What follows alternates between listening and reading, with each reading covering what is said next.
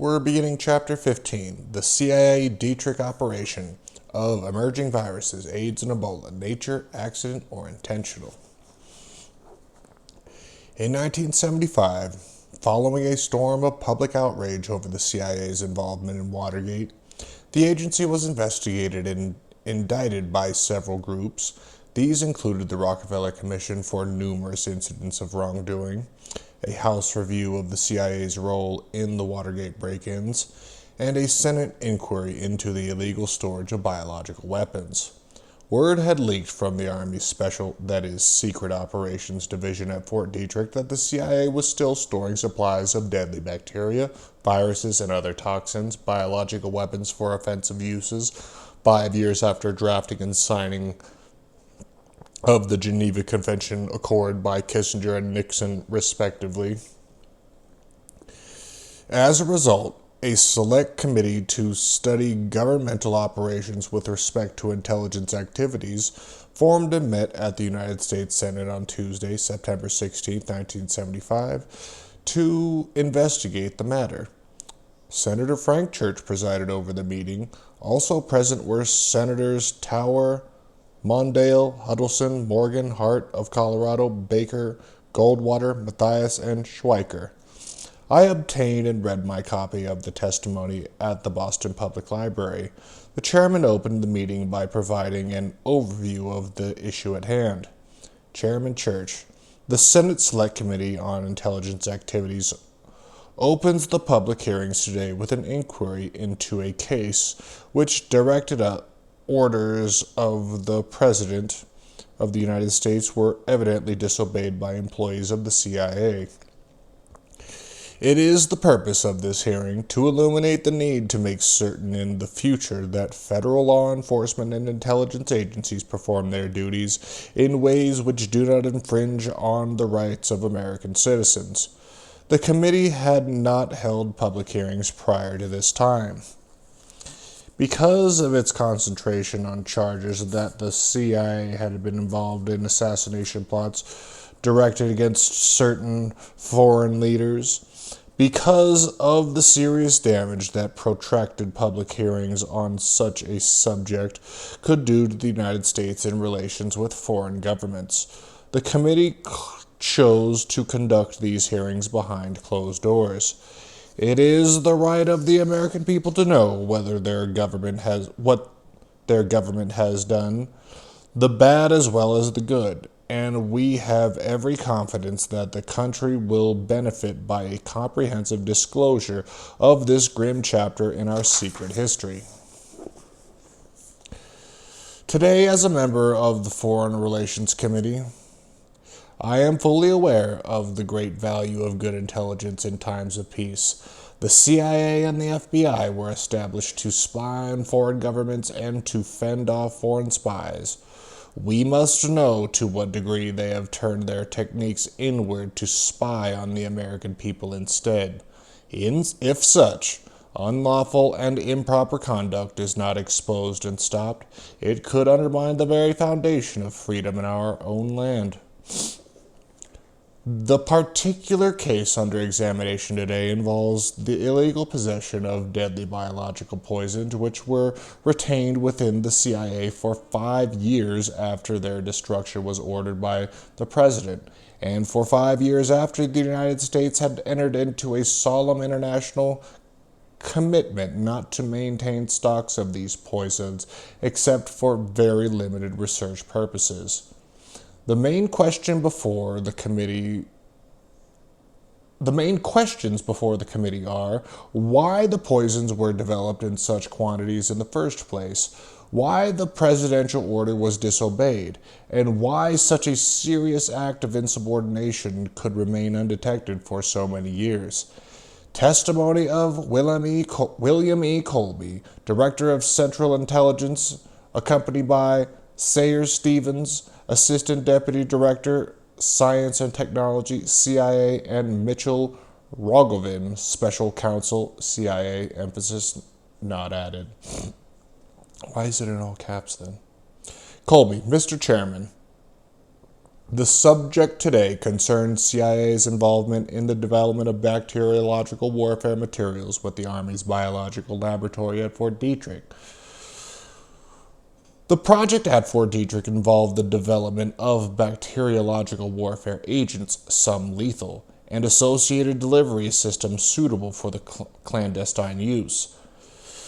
CIA association with Fort Detrick involved the Special Operations Division, SOD, of that facility.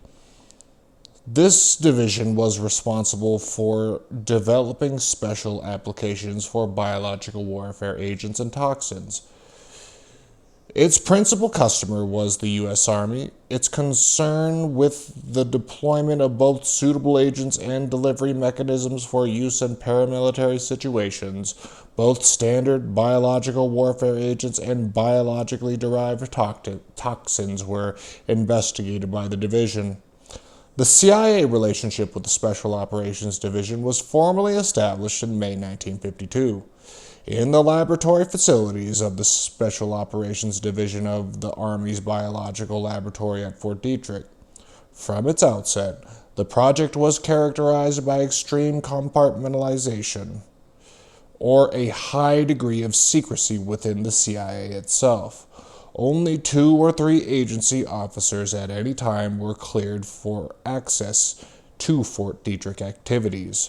Though some CIA-originated documents have been found in the project files, it is clear that only a very limited documentation of activities took place. I immediately realized there would be little if any paper trail to follow here, and with only 2 or 3 high-level military scientists at any one time with access to the CIA's Detrick facility, the operation was very tight. The intentional transmission theory of AIDS, however, remained to be disproven. A few military scientists, I realized, were all that was needed to transport a vial of viruses from Fort Detrick, or for that matter, Gallows Lab, to Hilliman's hepatitis B vaccine lab in West Point, Pennsylvania, or directly to Krugman's group in New York. The African supplies could have easily been tainted the same way. While making their way through the National Cancer Institute's Drug Development Branch, or somewhere en route to United States Assistant for International Aid teams in the field.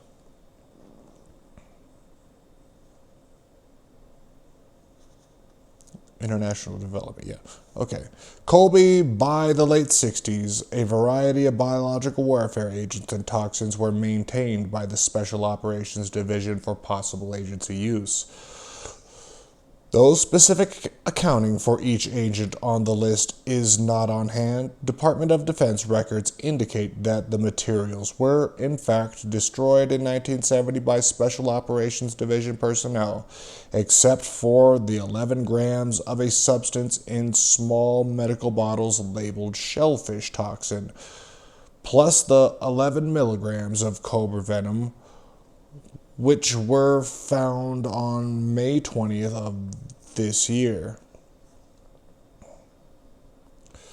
Why would they have only saved the shellfish toxin and no other biological weapon? I questioned. Then I reflected on hearing Exhibit Number 1, an addendum cited on page 3 of the publication entitled February 16, 1970, DDP Memorandum for Thomas Carmenicines, to Director of Central Intelligence Richard Helms. Here, Carmenicines requested from Helms explicit orders to destroy or maintain in storage a long list of biological weapons that were stockpiled. Carmenicines cited the option of transferring the stockpile to the Huntingdon Research Center, Becton Dickinson Company, Baltimore, Maryland, where arrangements have been made for this contingency and assurances have been given by the potential contractor to store and maintain the agency's stockpile at a cost of no greater than $75,000 per annum. Obviously, Carmenicines and his higher-ups had developed contingency plans to store the whole array of biologicals well after Nixon and Kissinger publicly heralded their destruction.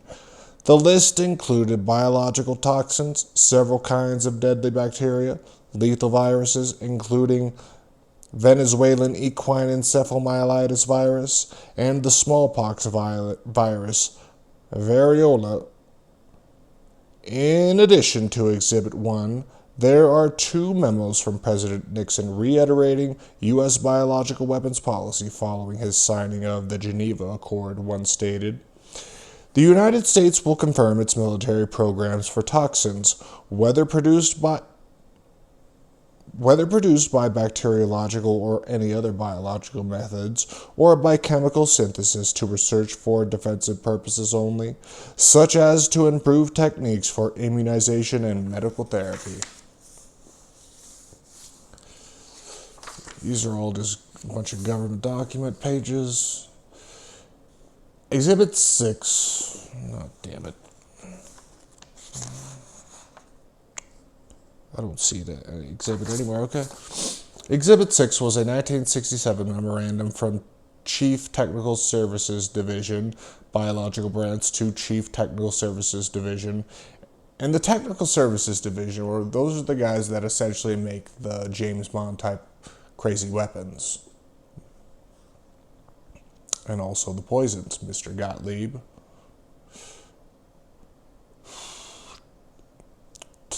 Technical Services Division's Project Naomi, which covered the gamut of activities undertaken by the CIA in cooperation with the Army's Special Operations Division at Fort Detrick to develop and covertly deploy their wide assortment of biological weapons. The vast majority of text in this document was illegible. This seemed odd since most of the exhibits before and after were much easier to read. Perhaps not coincidentally, for the lay reader, under the description of this document on page 3, it read, "Under criteria determined by the committee in consultation with the White House, the Department of Defense, and the Central Intelligence Agency, certain materials have been deleted from these documents, some of which were previously classified to maintain the integrity of the international operating procedures and of the agencies involved, and to protect certain information of a national security nature. Additionally exhibited two National Security Council memos from Henry Kissinger to all agency chiefs reiterating the President's policy. Exhibit 11 listed some 184 medical researchers who received toxins from Fort Detrick. It was not implied that these were biological weapons contractors. Moreover, the CIA failed to mention the doctors who were involved in the most important and secret project ongoing at the time of the inquiry. The Special Virus Cancer Program, SVCP, Special Virus Cancer Program, or those involved in experimental vaccine research. Among the doctors listed were 4 who served at Rockefeller's Institute or University, 1 from New York University Medical Center, 1 from Columbia University, and several from the U.S. Public Health Service, including several of its institutes. Most of the individuals cited were university-based researchers, but a couple were independent or corporate. One was Dr. James L. Haynes from the Applied Science Division of Littleton Systems Incorporated in Minneapolis. Hayes' citation was the first documented evidence of a direct connection between Fort Detrick and Littleton Systems Incorporated. Dr. Gallo's patron, a connection that I suspected for months. Later, I discovered that during the 1960s, 14 biological weapons testing contracts were carried out by Littleton Bionetics for the Defense Department. And during the same period, the National Cancer Institute was paying Littleton Bionetics to conduct a variety of biological and chemical carcinogenic studies. These were just the proof of the government documents, and pretty illegible, but I'm not going to show you. Here, however, Congress only learned that Dr. Hayes was contracted to help evaluate the effects of human exposure to botulism toxins. Finally, Exhibit 12 was heavily edited. The official study title had been deleted, and it now read, Excerpt from Summary Report, Working Fund Investigations from the Special Operations Division. The remaining memo provided an overview of a human study involving the use of a virus that was not listed on Exhibit 1, presumably because the CIA did not stockpile it. The Coli Bacteriophage. This is a bacterial virus that attacks human intestinal tracts bacteria. Whoa. I'm just adding letters. This is a bacterial virus that attacks human intestinal tract bacteria to produce a variety of stomach, bowel, and digestive disorders. The CIA, along with the Special Operations Division, was interested in studying the effects of contaminating the water supply of a government office building to see how far and fast the viruses would spread and how many people would be infected. The population involved in the study were unsuspecting workers and visitors who took a drink at the Food and Drug Administration building in Washington, D.C. one day in mid-1969. Colby continued his prepared statement. Colby, over the years, a project approval memo in 1967 identified 4 functional categories of project activity: maintenance of a stockpile of temporary incapacitation and lethal agents in readiness for opportunal use, assessment and maintenance of biological and chemical dissemination systems for operational use, adaptation and testing of a non-discernible microbiome.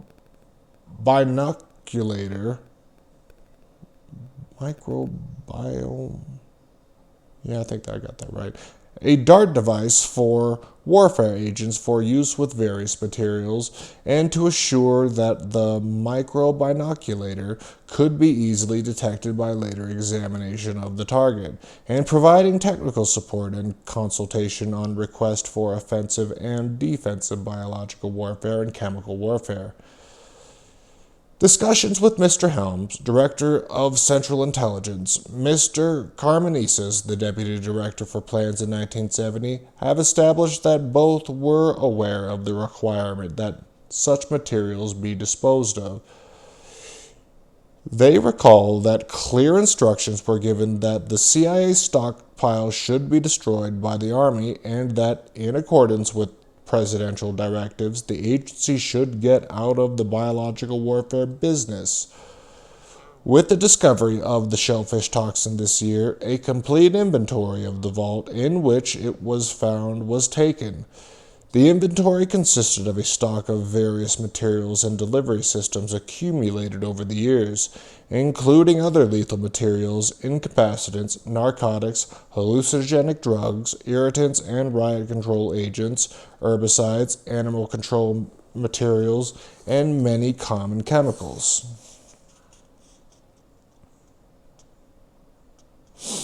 Okay, this is worth reading.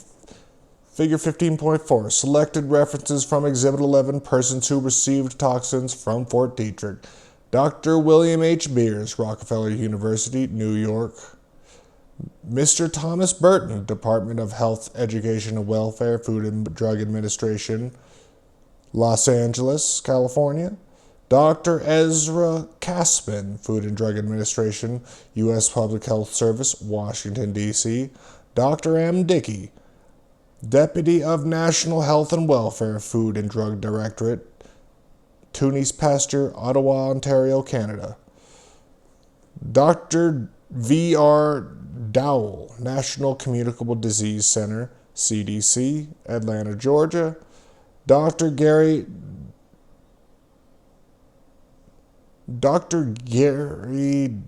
Dykstra, Department of Health, Education and Welfare, Food and Drug Administration, Detroit, Michigan.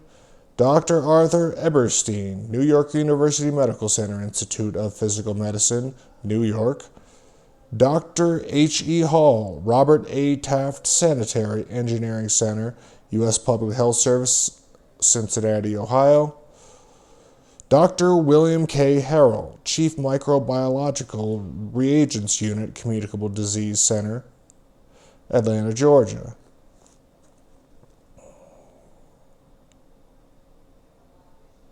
I was calling it the Center of Disease Control. My goodness. Communicable Disease Center. Dr. James L. Haynes, Littleton Systems Incorporated, Appliance Science Division, Minneapolis, Minnesota. Dr. Bortil Hille, the Rockefeller Institute, New York. Dr. Toshikaru Kawabata, Department of Food Control, National Institute of Health, Tokyo, Japan. Dr. John T. Meckham, Food and Drug Administration, U.S. Public Health Service, Brooklyn, New York. Dr. Richard L. Masland, Department of Neurology, College of Physicians and Surgeons, Columbia University, New York. Dr. Edward Reich, Rockefeller University, 66th Street, I don't need that, New York. New York, New York. Dr. Martin Ryrack, Rockefeller University, New York. Dr. B.T. Tozar, Microbiological Research Establishment, Portendown, Salisbury, Wiltshire, England. Dr. John F. Wynn, Chief Biological Reagents Section, Communicable Disease Center, Georgia.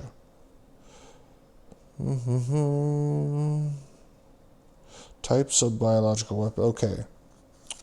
Damn.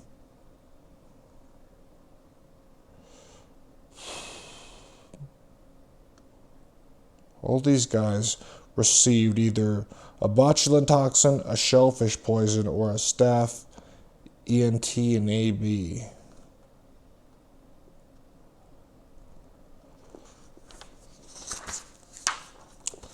Mr. Beers got botulinum toxin. Mr. Burton got shellfish poison. Mr. Caspin got staph ENT A and B. Mr. Dickey got botulinum toxin. Mr. Dowell got botulinum toxin. Dykstra got shellfish poison. Eberstein got botulinum toxin. Mr. Hall got staph ENT A and B, as well with Mr. Harrell. Mr. Hille got shellfish poison, as well with Mr. Kawabata, and along with Mr. Meckham. Mr. Masland got staph ENT A and B. Mr. Reich got botulinum toxin. Oh, no, excuse me, he got shellfish poison. Mr. Ryrack got shellfish poison, along with Mr. Tozar, and Mr. Wynn got staph ENT A and B.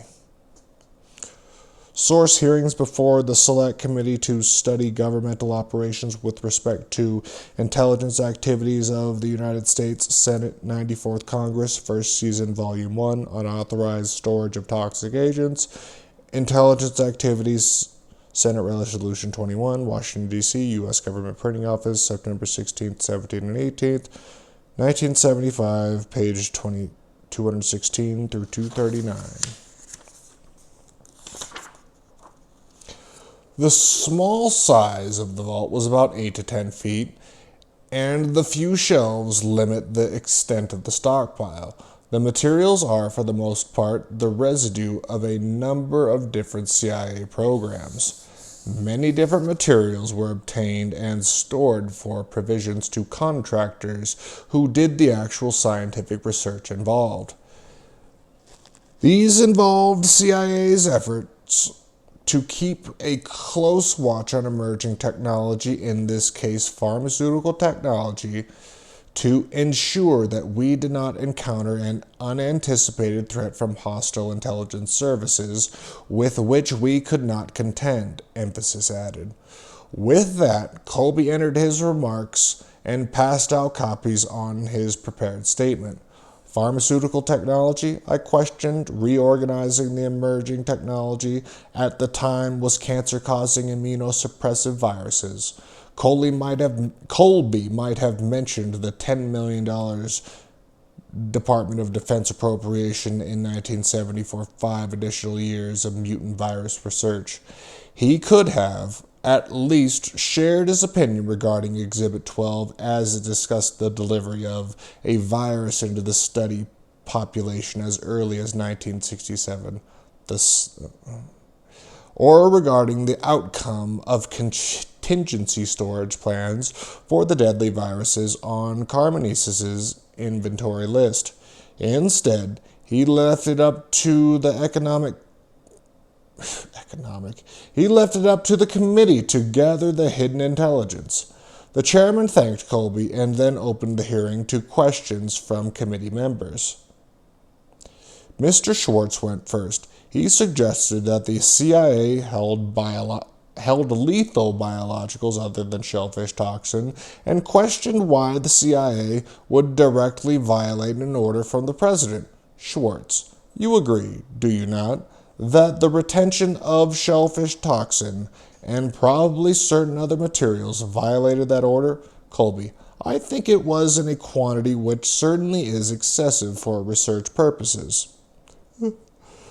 Schwartz, and, in fact, no research was done on it after it was delivered to the CIA facilities. Is that right? Colby, right. Schwartz, and, in fact, it was not for defensive purposes only, was it?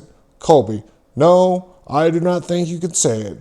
Man, that no wonder they killed Colby. He was the most honest CIA guy around for being a CIA guy. My goodness. Chairman Church, Mr. Smothers. Do you have any supplemental questions? Smothers. Yes, maybe we could clarify the point that the Chief Counsel just raised. Mr. Colby, could you be more clear on the responsibility of the people who are involved with these toxins? In the course of their duties, would these persons have the opportunity to employ these substances in any manner against individuals or targets, if you will, that they might have selected? Colby, I do not quite understand the question. Neither did I. Smothers, the scientists we are talking about, would they have had the opportunity in the normal course of their duties with the agency to determine how these materials might in fact be employed? Colby, oh, they would certainly conduct experiments at Fort Detrick in various forms, but not on people. That would be a blatant lie. What about Exhibit 12? I wondered out loud, startling my BPL neighbors. Smothers, would they be responsible for any employment of these materials beyond experimentation in a laboratory? Colby, generally no, although they would probably participate to some degree in the detailed planning of an operation. This will vary from operation to operation. Some operations cannot be established without a very close relationship between the technical people and the operational people. Smothers, to the best of your knowledge, either during the time of your tenure or that of previous directors, was there any efforts made by any of these persons who had knowledge of the toxins either to urge employment of them or to seek in some manner to use them against persons, or to use them in non-experimental manner? Colby, there were various suggestions made over time. Yes, as a matter of fact, I had a job at one time when the idea was proposed to me, and I turned it down. Smothers, yes, but was it proposed by these persons who had knowledge of the toxins? Colby, it was proposed by an expert. It was not a toxin in that case, but it was a very similar chemical. He was offering a capability, trying to see whether we were interested in using it. Smothers, how many people work in this laboratory, Mr. Colby? Colby, in particular, This particular laboratory was really a storeroom in recent years, and it is a very small room. Excuse me. The people who had access to it were only the chief and deputy chief and the secretary of that particular section, except that some additional people would sometimes visit it. But it is in the neighborhood of 9, something like that, in that particular branch. Smothers, now in addition to lethal substances indicated on the inventory of Exhibit 2, were there not, in fact, other substances and materials kept in this storage area? Colby, yes, there are a number of other materials, and I tried to refer to that in my statement. Smothers, finally, to the best of your knowledge, Mr. Colby, as indicated by both your investigative efforts and any other information you may have, was any unauthorized use made of these materials at any time since their storage in the facility in question? Colby, not to our knowledge. Smothers, thank you. I have nothing further, Mr. Chairman. After a lengthy discussion about shellfish toxin, its delivery through a pistol that fires a small dart, the chairman asked Colby if the CIA had any use for shellfish toxin supplies in amounts capable of killing hundreds of thousands of people. Colby, I certainly can't today, Mr. Chairman, in view of our current policies and directives. Chairman Church, well, even at the time, certainly, the CIA was never commissioned or empowered to conduct bacteriological warfare against whole communities, and quantities of poison capable of destroying up to the hundreds of thousands of lives. It seems to me to be entirely inappropriate for any possible use to which the CIA might have put such poison. Colby, I think the fact that we were jointly doing this with the Army, Mr. Chairman, probably led to this kind of quantitative approach to it. Chairman Church, well, who paid for it? The maintenance of a stockpile about $75,000 a year. Colby, yes, the CIA in collaboration with Fort Detrick, that was the sum that was involved. Okay, the taxpayer paid for it. Chairman Church, thank you, Senator Mondale.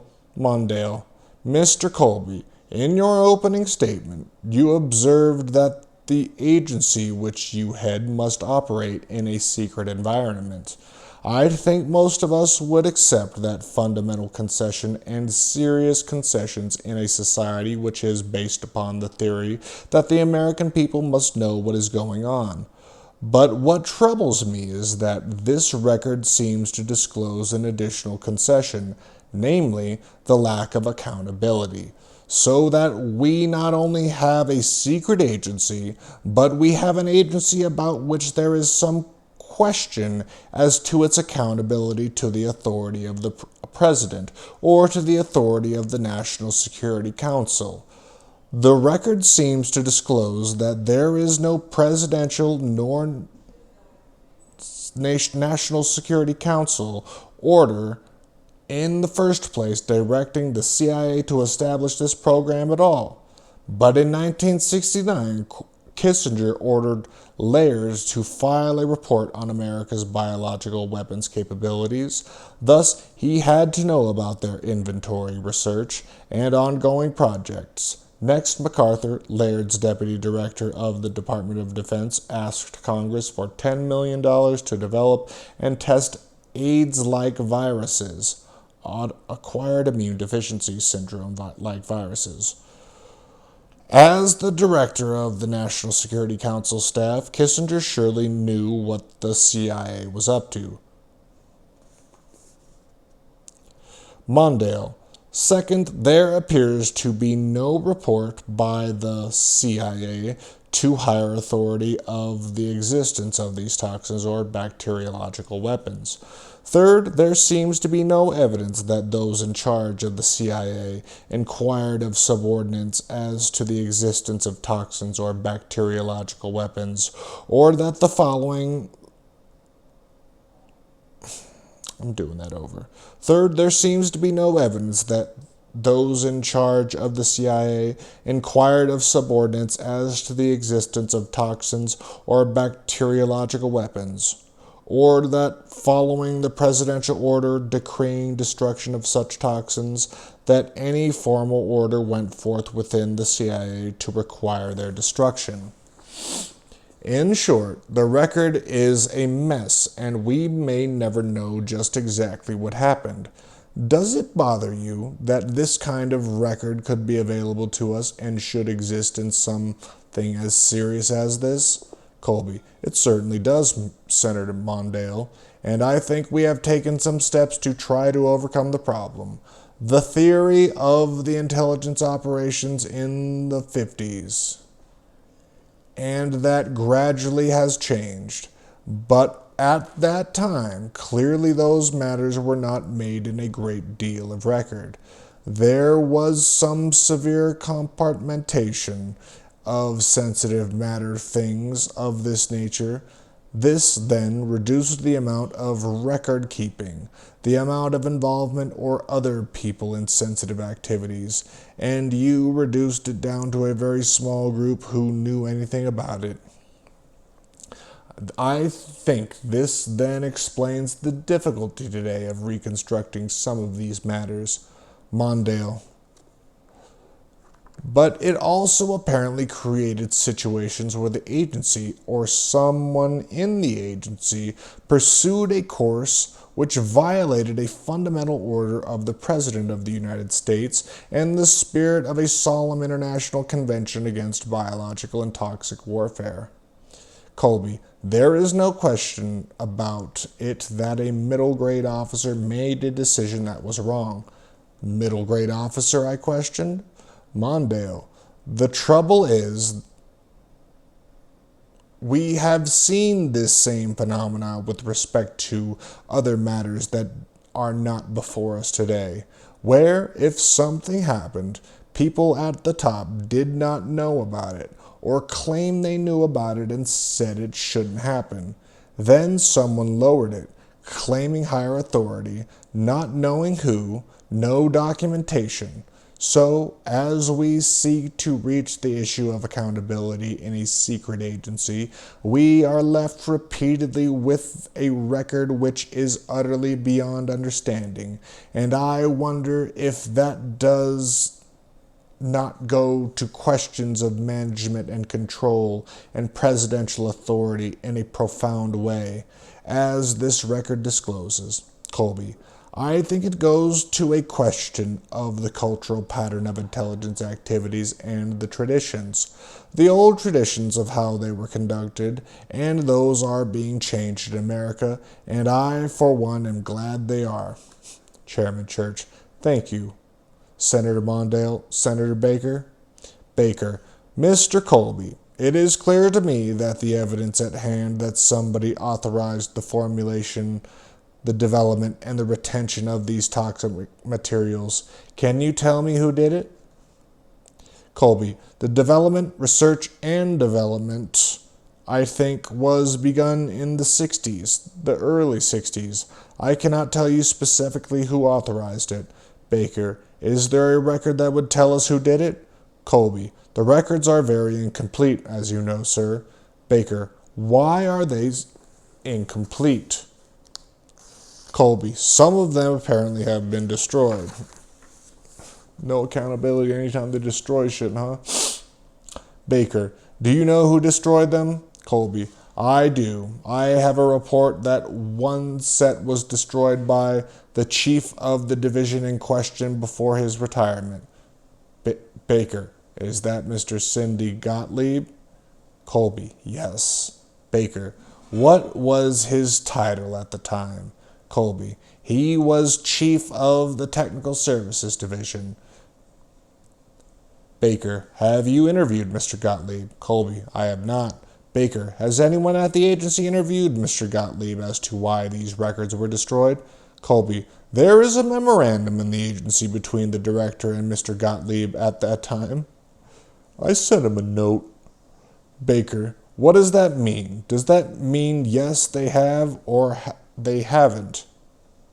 Colby: that they were destroyed, explaining?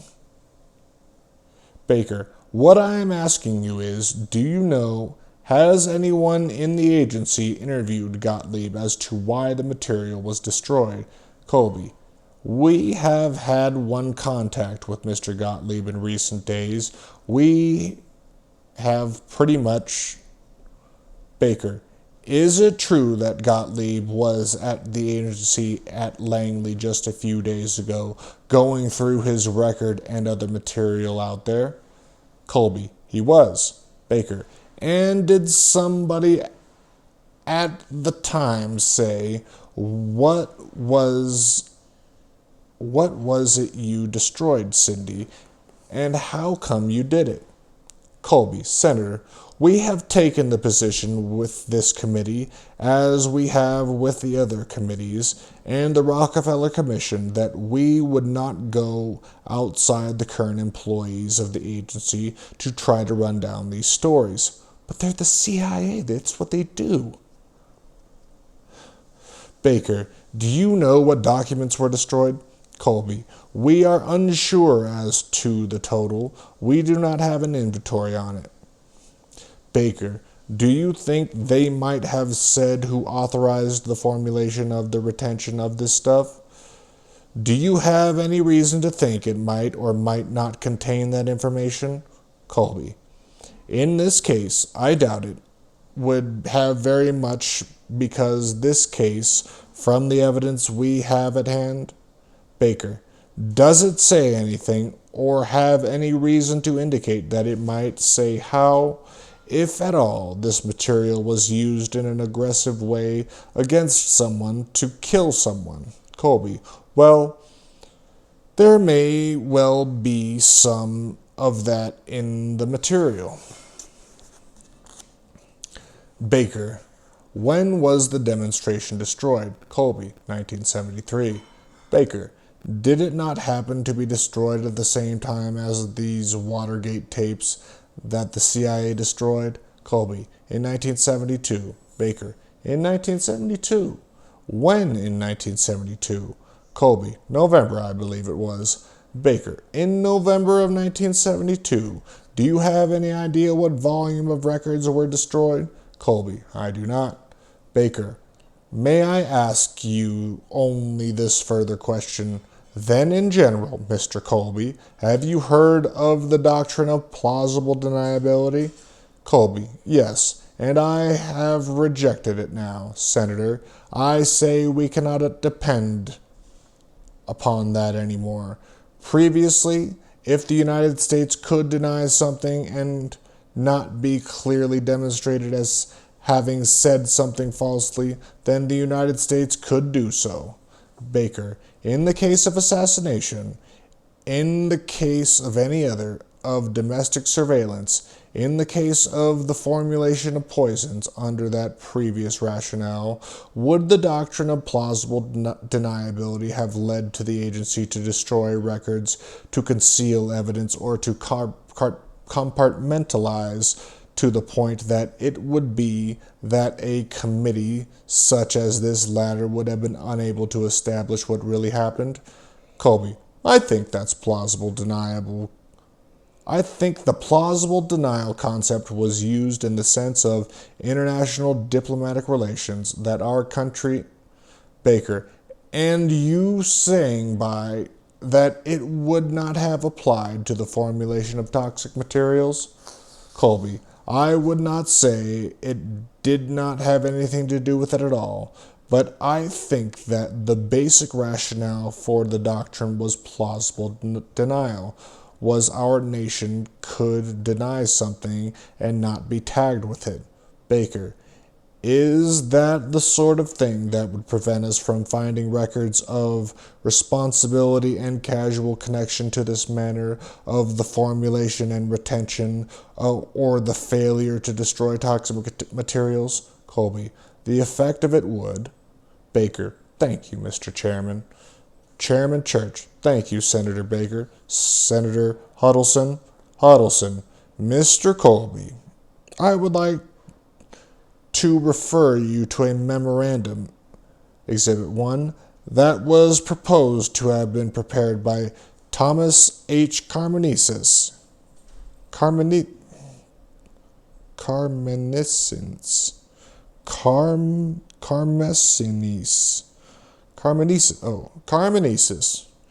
I understand that this memorandum was not signed by Mr. Carmenesis. That the person to whom it was directed indicated that he did not, in fact, see it. However, it sets out very specifically the situation at the time in 1970, following the President's orders to eliminate our activity in bacteriological and toxin warfare. The CIA did have at Fort Detrick certain supplies. It then says that the stockpile did not appear on the inventory list. Colby, a certain officer wanted to save this material because it was very valuable. Huddleston, Mr. Colby, it has already been established that the cost of this research, work, and development was in the neighborhood of $3 million. Now, most of the material there, the toxic material, was applied by some sort of injection. Was there also that would be administered in some other way? Colby, oh yes, there were various ways you could administer various of these materials, no question about it, both orally and under some kind of guise and so forth.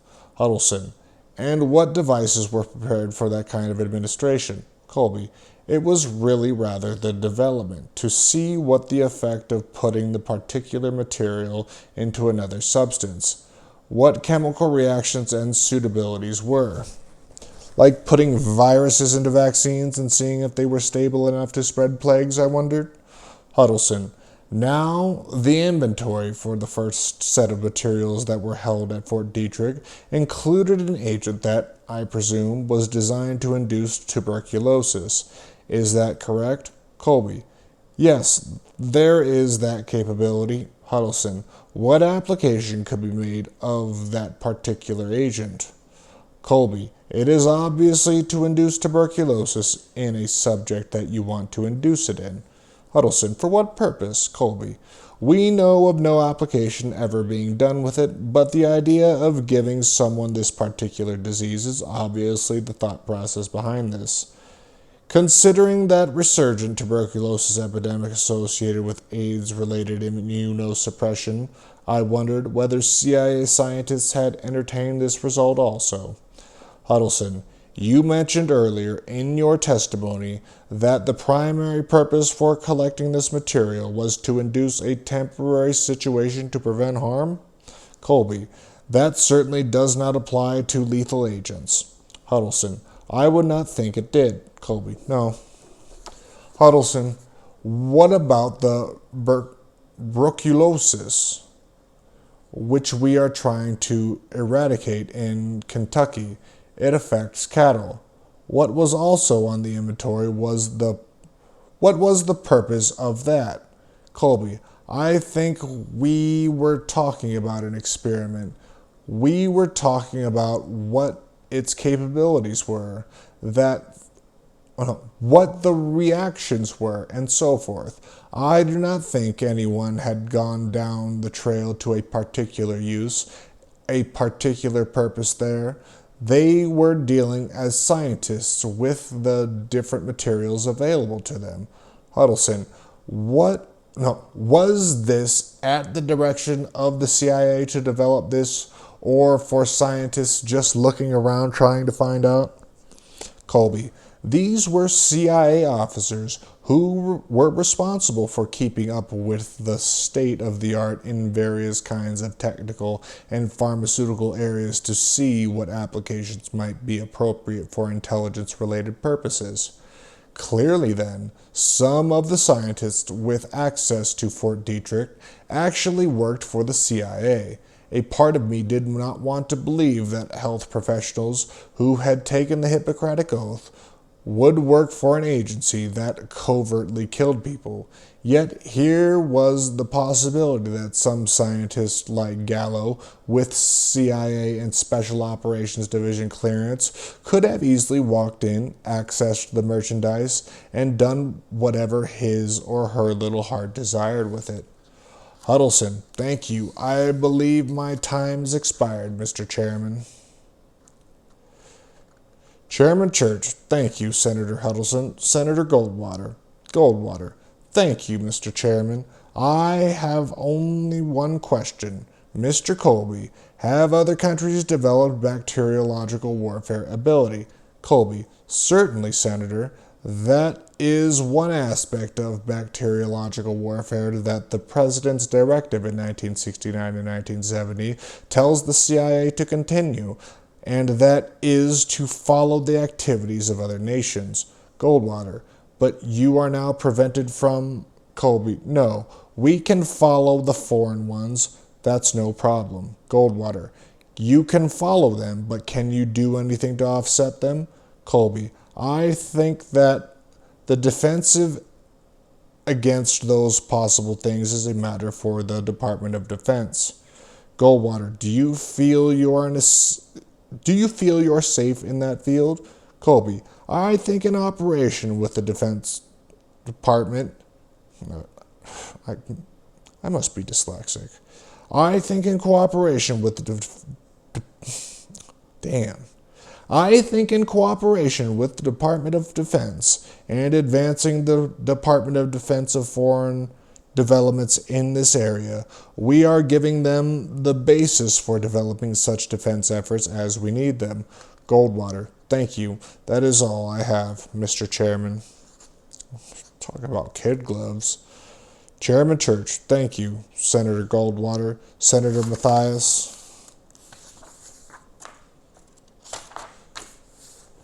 Mathias, Mr. Colby, we wanted to be sure we had the best intelligence system that was available, but I think we also had in mind John Adams's warning that a frequent reoccurrence to the principles of the Constitution is absolutely necessary to preserve the advantages of liberty and to maintain a free government. I think the discovery of these toxins raises some interesting questions. For example, I accept your statement that this shellfish toxin was never used except in one instance that you described. If you had used the toxin, what provision in the Constitution would you have afforded the authority to do so? I think the CIA's operations are certainly overseas operations. This is Colby speaking. They fall under the National Security Act of 1947, and they fall consequently under the provisions of the Constitution that call for a national defense and the foreign relations of the United States.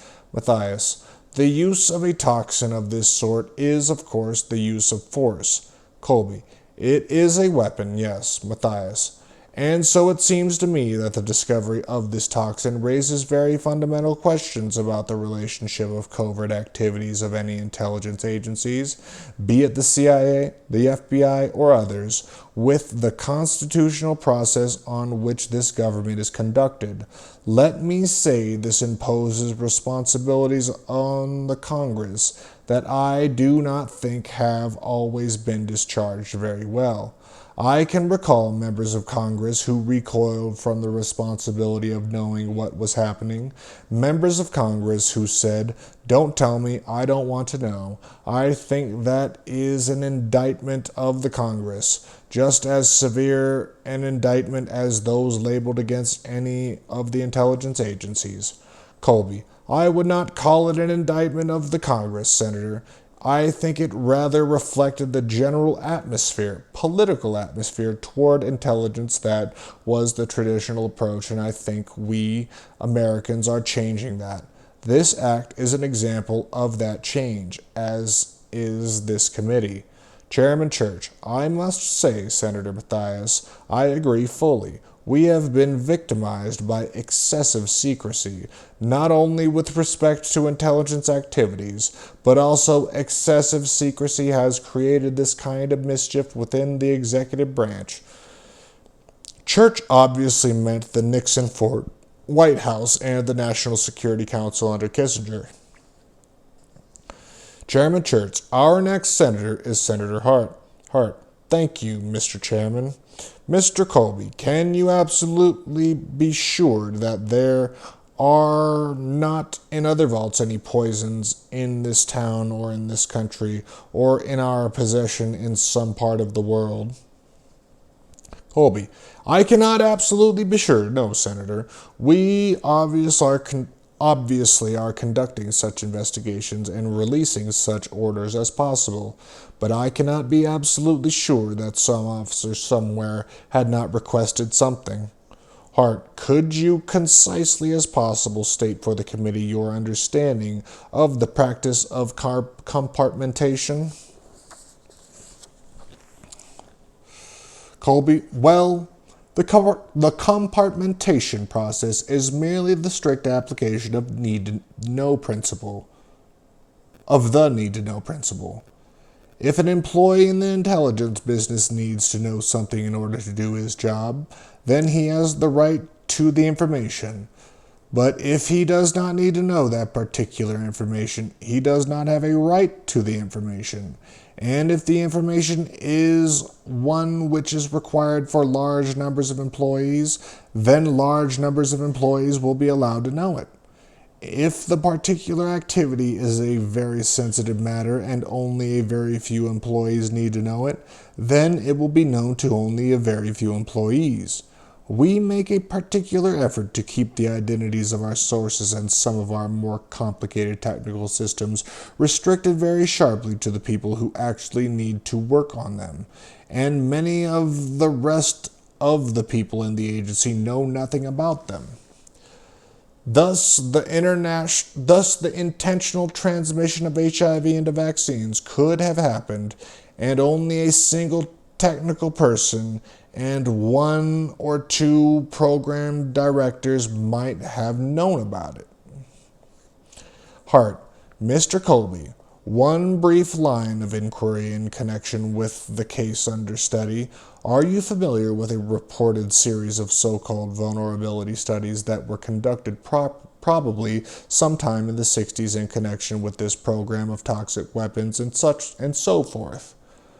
Colby, I think this was a Defense Department activity of determining what possible vulnerabilities our country might have to these kinds of weapons.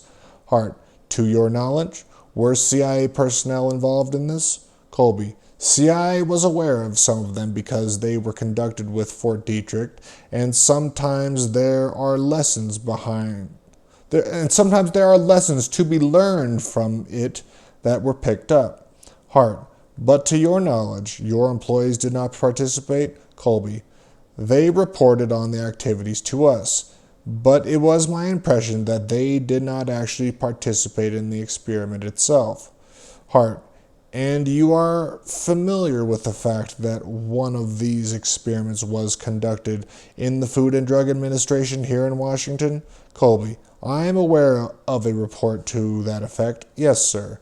Hart, and you are also, Colby, there were other installations around the country that we looked at to determine what possible vulnerabilities large installations would have.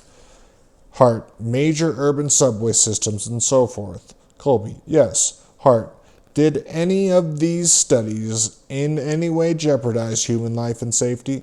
Colby, according to my records, they were not conducted with hazardous substances. They were simulated rather than real. Oh, just like what they did in the 50s by spraying the Bay Area with, I forgot what it was, but a few people did die. Apparently, Colby maintained additional records that Mr. Gottlieb had not destroyed. Hart, so to your knowledge, no actual jeopardy occurred. Yeah, Operation Sea Spray, if you want to look it up. Just remembered. Anyways, back to Hart. So you know your knowledge not actual jeopardy occurred to any individual during any of these tests? Colby, I do not know of any that were in these studies. I do not know any, obviously. We did have a problem of the testing of LSD on unwitting subjects. That would fall within the category of your question. Hart, I am talking more about the mass Colby. No, the mass ones. It is my impression that they did not risk the lives and health of the people involved. Hart, thank you. And as far as you know, that one study on the subway system was conducted in New York City? Colby, I have seen a report to that effect. That is all I know about the particular program. Hart, there was further indication that some of these toxic elements might have had something to do with the destruction of the crops in parts of the world. Do you know if that was ever implemented? Colby, I believe it was not. I know it was considered, but it was decided not to do it. Hart, that is all I have, Mr. Chairman.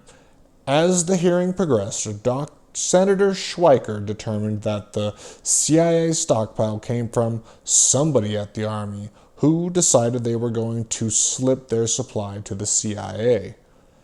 The chairman further noted that Carmenese's memo suggested that the president's order be circumvented by taking the material out of the CIA laboratories and storing it with a private firm. Considering this was illegal, he asked what right the CIA had for doing this, and if the National Security Council had ordered the CIA to develop these quantities of poison. Colby said no, and then felt he needed to clarify. Colby, but the National Security Council certainly expects the CIA to prepare to conduct paramilitary operations traditionally associated with covert action areas, and in the process of preparing those kinds of operations, the CIA has developed different weapons, has maintained different stocks of weapons, and I think that this incident came from the thought process that is represented by the development of that capability for the possibility of such covert operations. Wow, I again verbalized. Colby admitted having received orders from Kissinger to be prepared to conduct paramilitary operations using biological weapons in covert action areas of the world. That's why they kept the stockpile and possibly moved it to a private firm. I now wondered if Zaire was such a covert action area. Senator Tower continued Colby's interrogation. Tower, now isn't the agency expected to maintain the competence to perform any operation mandated by the President or the National Security Council? Colby, any operation within the law. Tower, any operation within the law. So in this connection, would specific National Security Council approval or knowledge be required to the standpoint of experimentation on weapons? Colby, on the experimentation, I would say no. As to the use of such a weapon, either this or another weapon system, then I think it falls clearly within the provision of the memorandum which covers covert operations, which says that I am required to receive the approval for anything major or politically sensitive, and I think certainly this would fall into the category of politically sensitive. Tower, thank you, Mr. Colby. No further questions. Beware of that Kissinger, that Khazarian devil. He's still around. Until next time, we'll be picking up Chapter 16, Project MK Naomi tomorrow.